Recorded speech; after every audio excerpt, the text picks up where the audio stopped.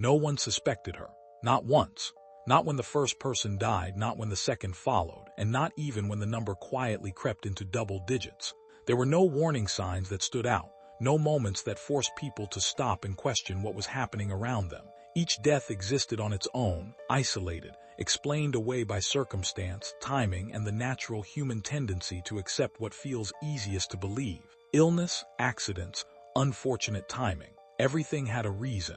And because everything had a reason, no one went looking for a deeper truth. But behind those explanations, something far more deliberate was taking shape. A pattern so subtle, so carefully spaced, that it blended seamlessly into everyday life. And at the center of it all was someone no one ever thought to question. She didn't fit the image people associate with danger. There was nothing outwardly alarming about her presence, nothing that triggered instinctive fear or suspicion. If anything, she had the kind of demeanor that made people feel at ease. Calm, composed, approachable. The kind of person who could sit in a room and never draw attention to themselves, yet still be perceived as trustworthy. And that was the key, because she didn't need to force her way into people's lives. She was welcomed into them, invited in, trusted without hesitation, seen as part of the normal rhythm of everyday interactions. That trust became the foundation of everything that followed. The early incidents didn't raise concern because individually they made sense. The first death was tragic but not suspicious. There were circumstances that explained it, details that aligned with what people expected. It was processed, mourned, and eventually accepted. Life moved forward as it always does. But then it happened again. A different person, a different situation, a different explanation. Still no connection. Still no reason to question anything beyond the immediate loss. And that's how it continued. Slowly, quietly, one case at a time, each separated just enough to avoid overlap, each wrapped in its own narrative that discouraged deeper investigation. What makes patterns dangerous is not just their existence, but how easily they can be hidden within normalcy. Humans are not naturally inclined to connect unrelated tragedies unless there is a clear reason to do so. And in this case, there was. Not at first, because the connections weren't obvious. They weren't meant to be. They were buried beneath layers of everyday life, hidden in plain sight, waiting for someone to notice, but no one did. As time went on, the number of deaths increased, but the perception surrounding them didn't change. People continued to see isolated incidents, not a sequence. Separate stories, not a single narrative. And because of that, the person responsible remained completely invisible, moving through each situation without resistance, without suspicion, without consequence. But even the most carefully constructed illusion has its limits.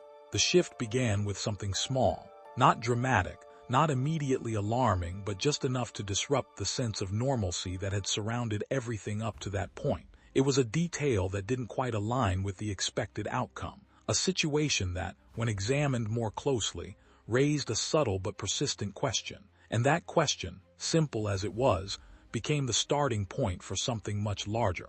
Why did this feel wrong? It wasn't a conclusion. It wasn't an accusation. It was just a feeling. But in investigations, feelings like that matter more than people realize, because they lead to attention, and attention leads to discovery. Once that first doubt was introduced, it became impossible to ignore. What had once been accepted without question was now being revisited with a more critical perspective. Details that had been overlooked were examined again. Timelines were reviewed. Relationships were mapped out, and slowly, almost reluctantly at first, connections began to appear. Her name surfaced, not in a way that immediately suggested guilt, but in a way that was difficult to ignore. She had been present, not once, not twice, but multiple times. Different situations, different people, different contexts, yet somehow she was there more often than probability would reasonably allow. At first, this was dismissed. Coincidences happen. Social circles overlap. People encounter the same individuals in different contexts all the time. But as investigators continued to dig, that explanation began to lose its strength. Because the pattern wasn't just about presence, it was about consistency. She was always there when something went wrong. And that realization changed everything. Once suspicion enters the equation, it alters the way every piece of information is interpreted. What once seemed insignificant becomes relevant. What once felt normal begins to feel intentional. investigators began to revisit cases that had already been closed, looking for anything that might have been missed, and what they found was deeply unsettling. There were similarities, not obvious ones, not at first glance, but enough to suggest that these events were not as independent as they had originally seemed. Small details that aligned in ways that couldn't be easily explained away. Patterns in timing, patterns in proximity, patterns in behavior. And at the center of those patterns was her. The investigation intensified. What had started as a minor concern quickly evolved into something much more serious.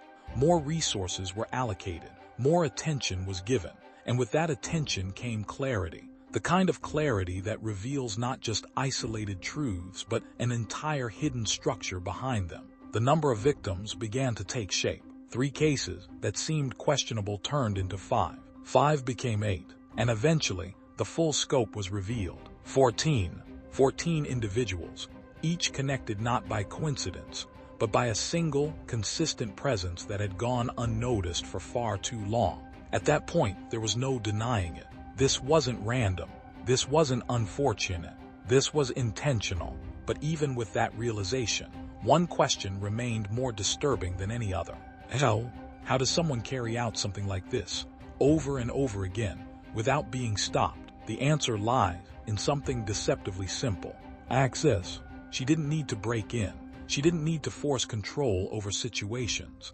She was already there, already trusted, already in a position where her presence didn't raise concern, and that access gave her something far more powerful than force. It gave her invisibility, because when people trust you, they don't question you. They don't analyze your actions. They don't look for hidden intentions behind what appears to be normal behavior. And in that blind spot, she was able to operate freely, repeating the same pattern without interruption. By the time the full extent of her actions became clear, the narrative had completely shifted. What once appeared to be a series of unrelated tragedies was now understood as a controlled sequence of events, carefully executed and deliberately concealed. And yet, despite all of that, she was never supposed to be caught. There was no moment where everything fell apart because of a major failure. No dramatic confrontation that exposed the truth in a single instant. Instead, it all came down to something much smaller. A mistake, not a catastrophic one, not something that immediately revealed everything she had done, but enough to draw attention, enough to create doubt, enough to start a chain reaction that she could no longer control. Because once the illusion breaks, it doesn't go back together. Investigators, now fully aware that something was wrong, began to push harder. They looked deeper, questioned more, connected details that had previously gone unnoticed. And as they did, the structure she had relied on for so long began to collapse. What had once been hidden became visible. What had once been dismissed became undeniable. And what had once been seen as coincidence was now understood as something far more sinister. In the end, it wasn't her plan that failed. It was the idea that she could remain perfect forever, because perfection doesn't exist, and all it takes is one moment, one overlooked detail, one small inconsistency for everything to fall apart. That moment exposed 14 deaths, 14 lives that had ended under circumstances no one had questioned at the time, but would never be seen the same way again. And maybe the most disturbing part isn't just what she did, but how close she came to never being discovered at all. Because if that one mistake hadn't happened, if no one had paid attention, if that small detail had been ignored, then the pattern might have continued, quietly, indefinitely. And that leaves a question that's hard to ignore. How many others are out there, right now, hidden behind normal lives, ordinary routines, familiar faces? How many patterns exist, unnoticed, simply because no one has connected the dots yet? Because the truth is, the most dangerous people don't always look dangerous. They don't stand out. They don't draw attention. They blend in perfectly until something goes wrong.